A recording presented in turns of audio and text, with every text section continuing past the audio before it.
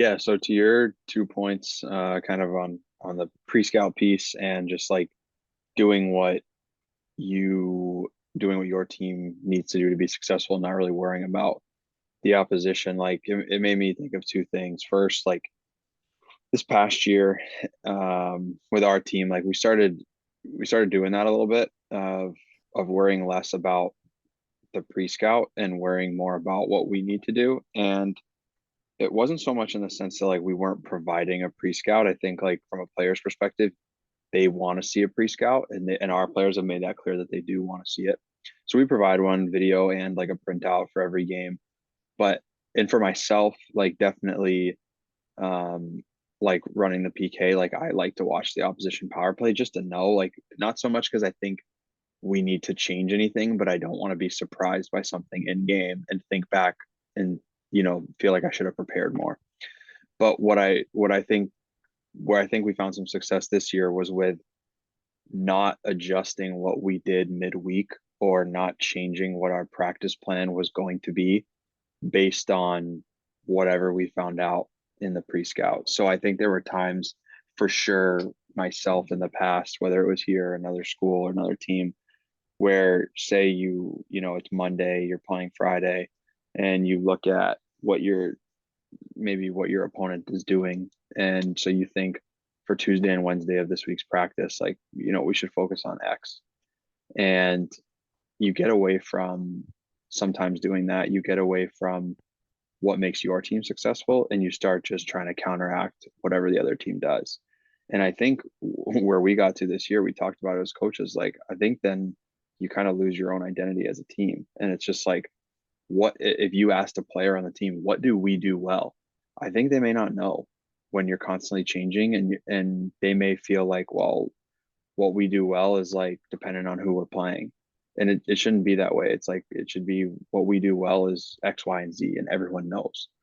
And I think that's where pre-scouts can become too much almost, and you can become too bogged down by the opponent and not focused as much or enough on what you need to do to be successful. And that leads me into what you were saying with Michigan and taking away, let's say you take away that D option. Well, we'll use our third forward high. If you take away the third forward, we'll go low to high to the D. Like they have a clear identity and a clear, and maybe identity isn't the right word, but they have a clear principle or philosophy that they're working with, and they're trying to do certain things with the puck.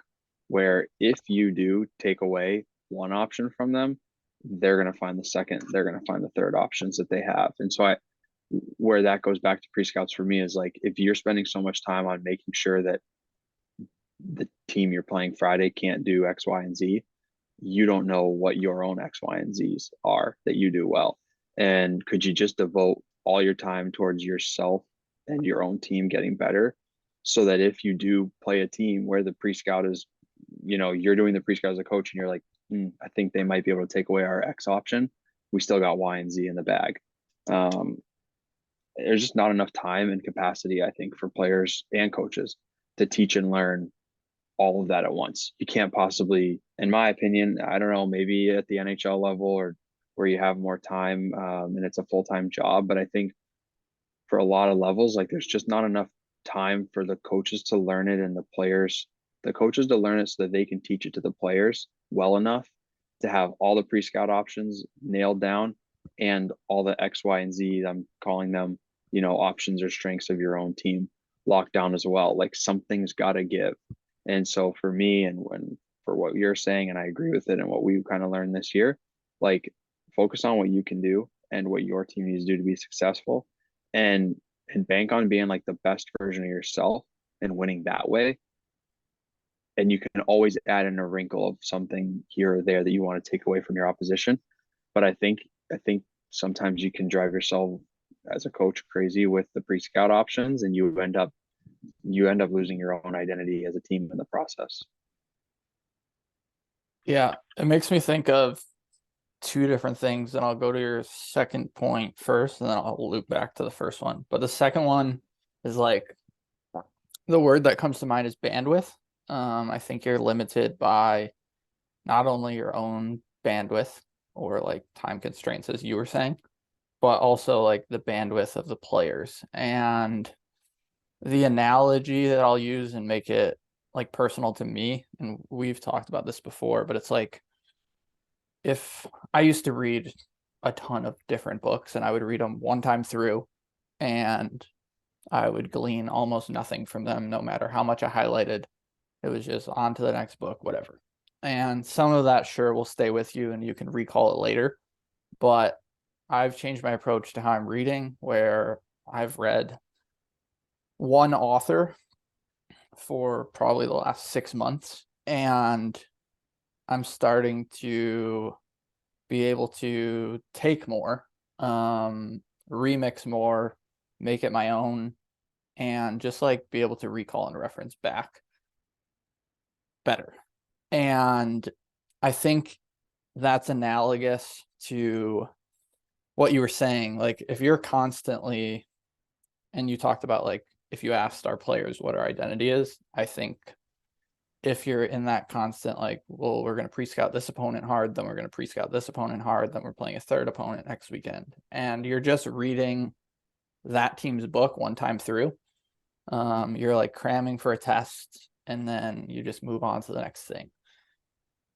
But I think the analogy of reading one book or one author multiple times through is staying and to what Michigan is doing. Like we know our stuff so well, forwards, backwards, upside down, and sideways, that no matter what they throw at us, we can just do our thing. So I don't know if that analogy fits perfectly, but it makes sense in my brain right now. I'll kick it to you over if you have thoughts on that, and then I'll circle back to your first one. I think that analogy makes complete sense. I think it's if you're taking we're talking about Michigan, like if Michigan is say they're I'm just gonna throw out teams and know nothing about whether this is true or not, but say they're playing to start Michigan State the next weekend. And so they're like, hey, against Michigan State, like we gotta generate offense from below the goal line. Okay, great. So all week they're trying to generate offense below the goal line, below the goal line. It's all they're focusing on. They're not talking about point shots. They're not talking about F3 high, nothing. It's all below the goal line. Who cares about the result? But you go and you play Michigan State twice. Maybe you win twice. That's kind of besides the point. Doesn't matter. Now the next weekend you're playing Ohio State. And against Ohio State, you got to find the slot because they get lost and whatever. So you got to find whether it's F3 in the slot, D diving down, but slot's going to be open. So now all week offense, your drills are focused on, your games are focused on finding guys in the slot. Like if you that was just those are 2 weeks. I'm not going to do it for the whole season, but if you do Right. that for the entire season, you're talking about 35 games, 2 game series. So you're talking about 17 series where you're always doing something different. First of all, I can almost guarantee you're not going to win every game just because it's impossible almost to go undefeated in a season at that level. But besides, if you do win majority, even if you do win the majority of your games, like your team loses whatever, they don't know what they do well. And there's going to be times in the game where that shit isn't working for whatever reason. Ohio State changed their D zone before you played them. And so now, like, what do you fall back on? All you did was the slot work. What do you fall back on? Do you have anything that you know you can do well just because your team is innately good at it? And then not really innately, but from practicing. So I think to your analogy of the book, it's like, yeah, you can read a bunch of different books once and do a bunch of different pre-scouts once and try to glean insights from them. But there's also a different way of going about it where you could just sit here and say, hey, let's read this one author a million times over. Let's look at just one team or sorry, just our team and Mm. get really good at these things and build from that foundation. I think both can work. But I think the way that you're talking about as far as one author a lot, our team solely focused on that, you're gonna you're gonna have more success that way. For you, you're gonna understand more, you're gonna learn more. For the team, you're gonna have more wins, whatever you want to measure success with, but you're gonna have more success, I think, that way. Yeah. And then I think both the points are kind of connected, and I was going to get back to that first one. And now I think it connects even more. Um, I was just watching a video and I will link it in the show notes Um, but there's this guy that I follow. He's currently a manager at a Subway. But he used to be strength coach. He owned a gym. He used to do a bunch of things. But I follow him because I think his writing is incredible. His name's Hunter Charneski. And he just did a video about it. It's life analogous, and it's analogous to what we're talking about here, but it starts very like Subway manager specific, but it's like he has to Mhm. do an inventory every week of everything. How much rotisserie chicken they have to how many cookie bags that they have. And he has to count them all up and just do a basic inventory and report that so they know what to order, and they have to be within a certain percentage um, of like margin of error or whatever. But the margin of error is asymmetrical based on the value of like the goods. So like he's like, if I miss 10 cookie bags, the number 10 might be more than if I miss one singular pound of rotisserie chicken. But the rotisserie chicken is more. Um, it contributes to like my margin of error more than if I miss 10 cookie bags. So to make that now what we're talking about, it's like coaches, whether it's on themselves with their health or with their performance, or it's with their team and pre-scouting and how much of it do we really need to do. I think the better question is like he talks about like where are my cookie bags in my life and where is my rotisserie chicken. So it's like, do we even know what's important? And you're smiling. I bet you have a lot to say on this. But it's like, no, I'll just kick it to you because I think I've done enough to give you some legs to run with. Yeah, that's a great. I know the guy you're talking about, but I've never heard of that type of analogy. Um, I think where I go with this is like it is really easy to not mix. It is really easy to confuse the cookie bags for the rotisserie chickens in coaching because it's not obvious which ones cost more and which ones cost less. And so with we're talking about pre-scouts, I'll stick with that. With pre-scouts, it's not to say that they're not important. In my eyes, pre-scouts are cookies. They're cookie bags. Team culture, team identity, um, like your team leadership, your philosophies of how you want to play or what you want to do. Those are your rotisserie chickens. Those are the things that really matter. And you can have the sickest pre-scouts and you can have the most detailed write-ups and you can have the best power play and penalty kill um, systems in place as far as just like what you're supposed to do. But if your locker room stinks, and I mean like your team culture of your locker room stinks, Right. or you have leadership gaps, or you don't have a general philosophy of like, okay, how do we want to play overall? What is like, not how do we want to play like 1-2-2, 3-1-1, whatever the hell you want to call different things, but like, how do we play in terms of like what are our principles of play? Are we a team that wants to like attack off transition? Whatever. I don't need to get into that. But if you don't have any of that in place, then like all these cookie bags that you spend a lot of time on don't really matter. And I think I kind of just said it, but I think one of the hard parts of that is that it is really, really difficult to know if your team culture is in a good place. And it is also very difficult to measure on a short timetable. So, team culture or like leadership, like you've got to take 2, 4, 5 year spans and examine, is it getting better? Is it getting worse? Is it staying the same? It's hard to measure even when you're looking at that. Like, how do you really know? It's difficult as a coach.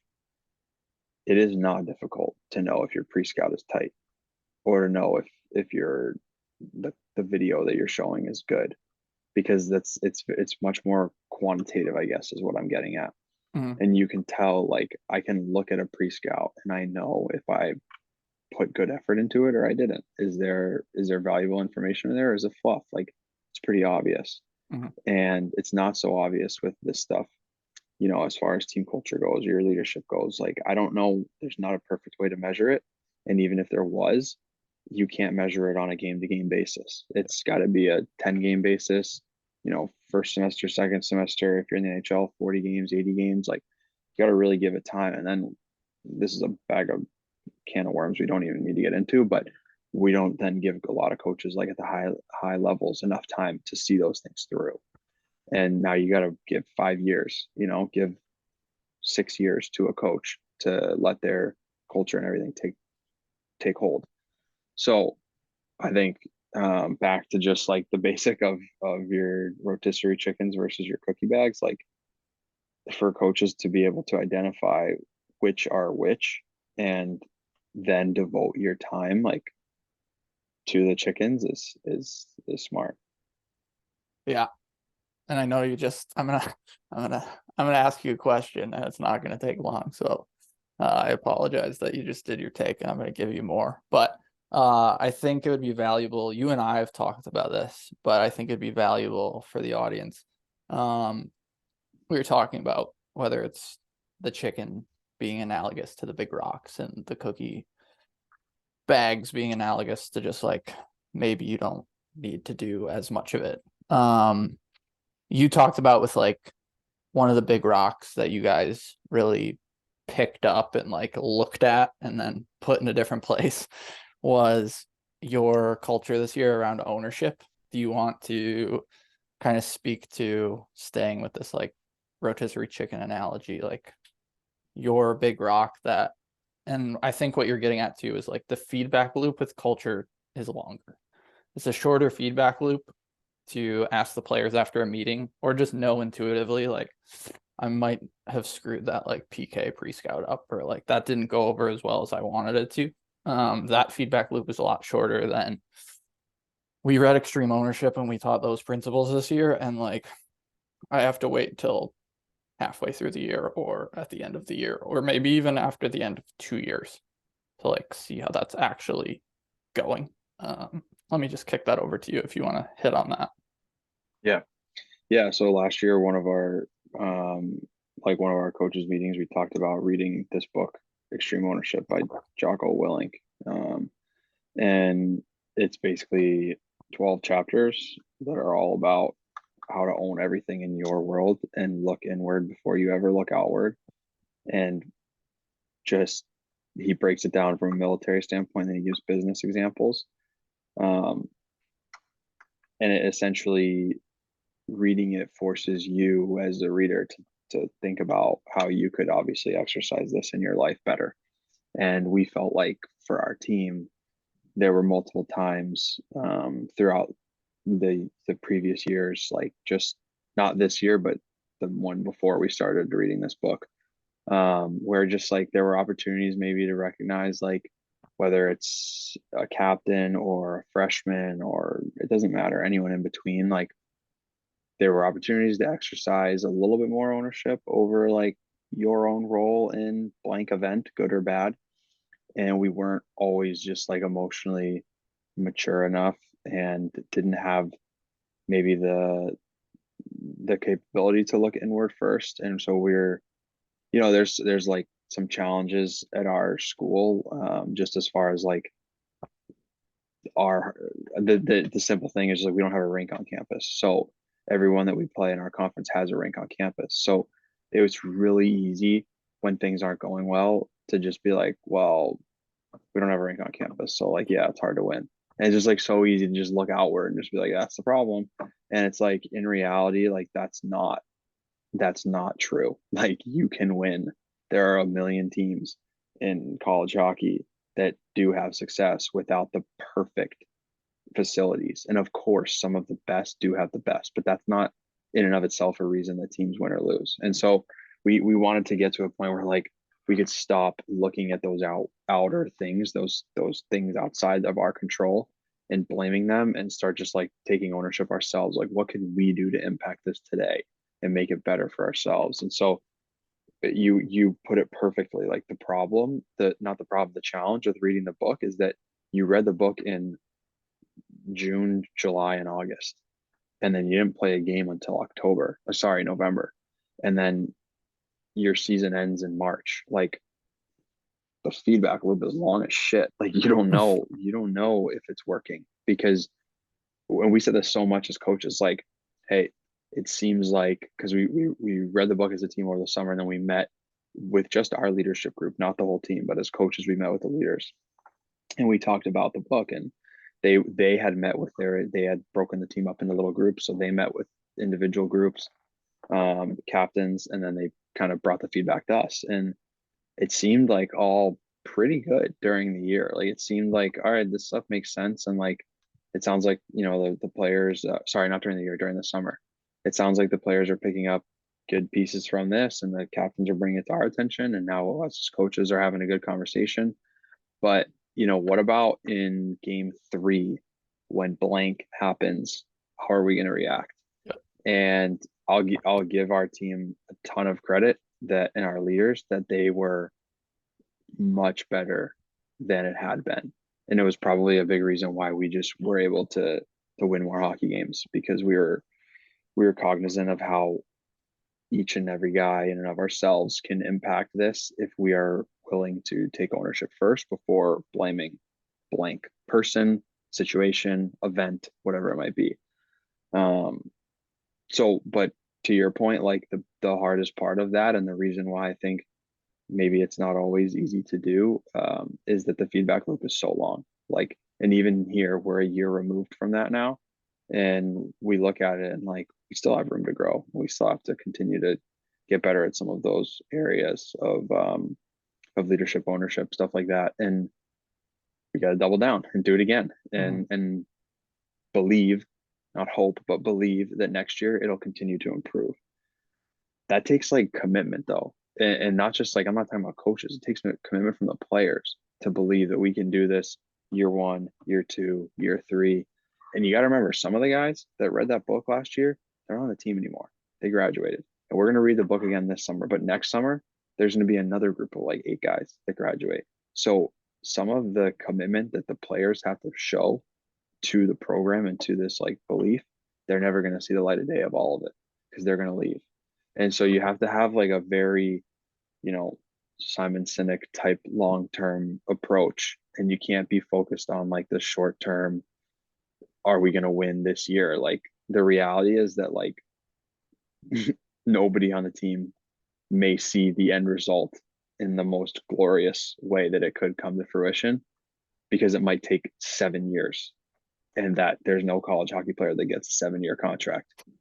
So, yeah, that got a little long-winded, but that's where we went as far as just trying to improve some of those areas for our team that were longer feedback loops and less about pre-scouts and opponents and that kind of stuff. Yeah, you need a couple red shirts and a COVID year like that. I think you sent me that basketball player that played for like 7 years somehow. Yeah. But yeah, to the tail end of what you're saying, like you said, Simon Sinek, the infinite game stuff, and I thought you were gonna say Sam Hinkie, but like I think the beauty in what you said, and like Greg Powers with Arizona State, his tagline since starting, their motto is "Be the tradition" because their new program, they don't have one yet. And it kind of like Greg's messaging to his players, from what I've studied, is similar to Sam Hinkie, where Sam Hinkie took the 76ers job when they were at their absolute worst. And he said from very early on, he had the perspective because you want to talk long-term thinker, that guy. But he said, like, I'm going to get fired or resign or like legitimately be dead before I'm going to set this team up for success, but I'm not going to be here when we experience success. I already know that. And 3 or 4 years in, like, they're calling for his job and they're still like in their tanking process, tanking in air quotes, if you guys can't see the video.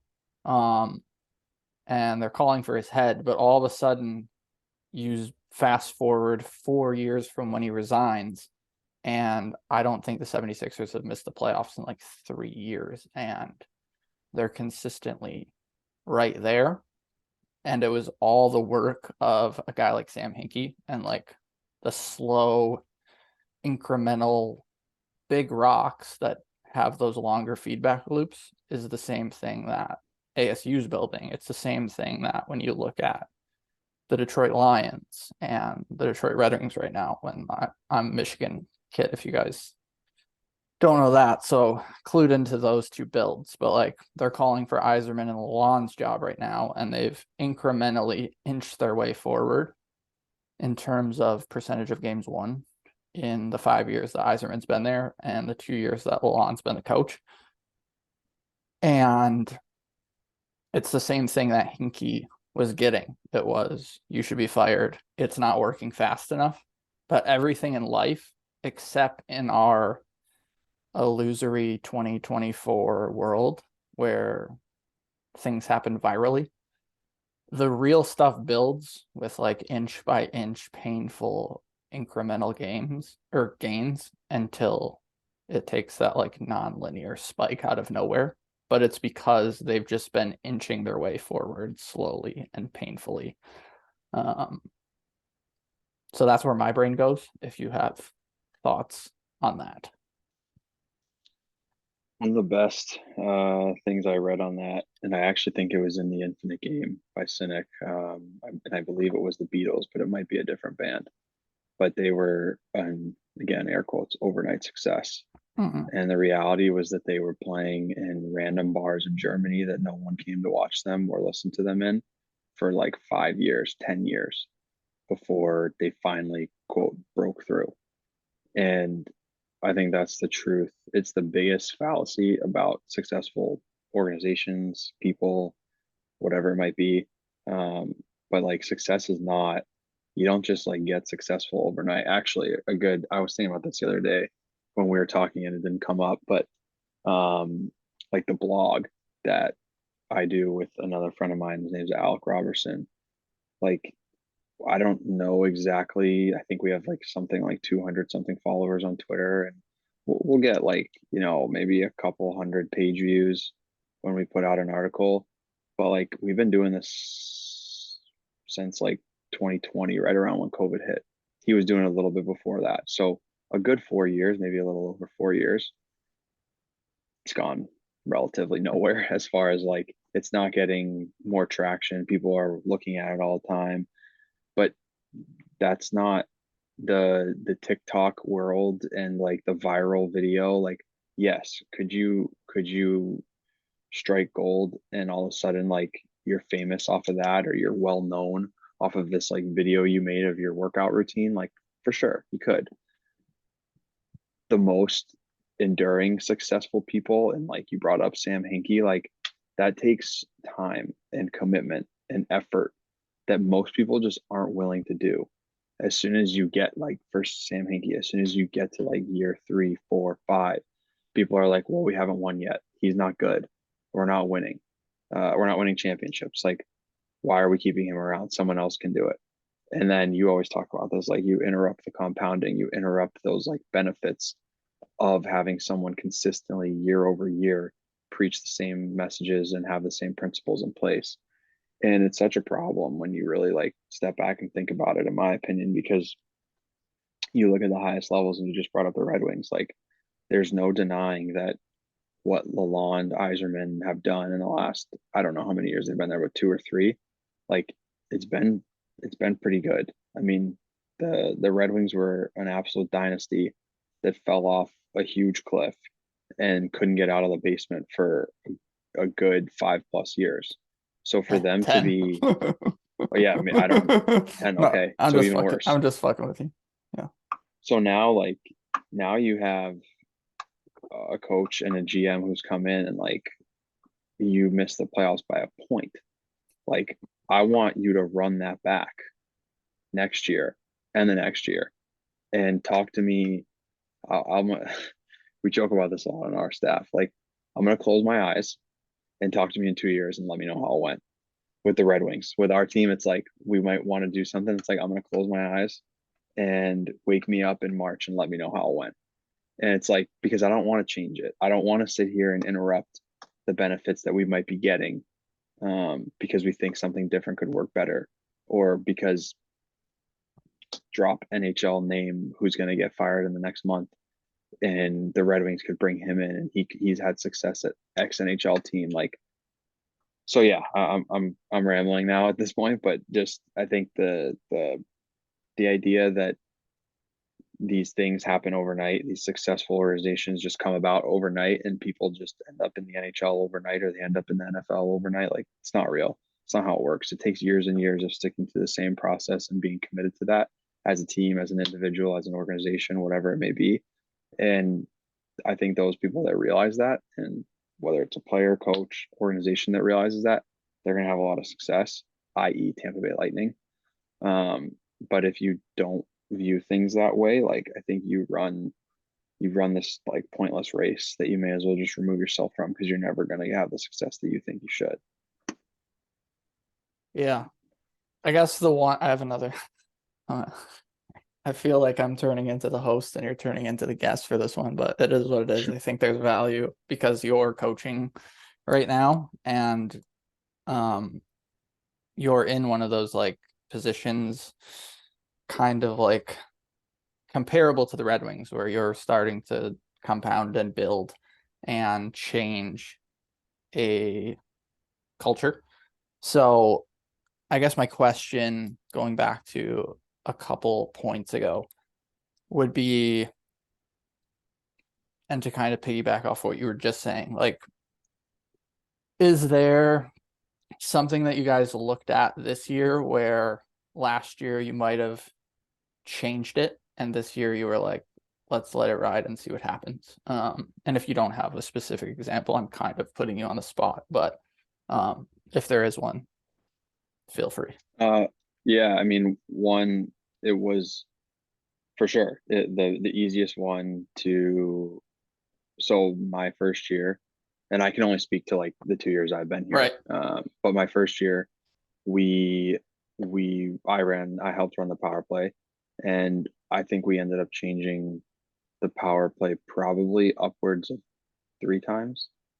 Not just like the guys in the units, but also like what we were trying to do. Mhm.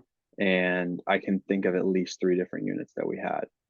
And this year we had 2 units. So I then, like, going into this year, this past season, one of the things that we felt was important with the power play was to not change it. And I think our power play finished my first year here. I think we finished at like 14%, or actually I think it was lower. I think it was like 12 or 11. It was not great, not great at all. Regardless, like 11, 12, not good is my point. And this past year, going into the year, we kind of thought like, all right, let's have 2 units, of course, just like the year before. Let's not change them. Like, let's commit to sticking with them from game 1 to game 27. It ended up being. Mhm. And look, I think one of the most commonly talked about thing from our staff this off season has been we got to improve our power play. So on its face, it didn't necessarily do better. I think percentage wise, we finished at like 17, but from like a culture and like momentum perspective, it didn't always feel like it was at Mhm. 17%. And a lot of the players have even said that. But we committed to sticking with it from game 1 to game 27, to the point that actually a couple of days ago, one of the players asked, like, was there a reason we didn't change it sooner? And he got the exact response I'm giving. It was myself and our head coach talking about it. And we gave the exact response that we're giving now. Is like, look, we changed it so much the year before that we felt like this year is important to not change it. And I don't know that that brought about optimal results. I do know that it brought out better results than the year before. The year before, changing it multiple times felt like in the moment the right thing to do. Mhm. But again, it got back to that pre-scout idea that like, what are we trying to do? We don't even know. We're constantly changing. And this year, although the units may have not connected the way we would have liked them to, And although it maybe didn't operate at the percentage or the clip that we wanted it to, we at least were all committed to making it work from game 1 to game 27.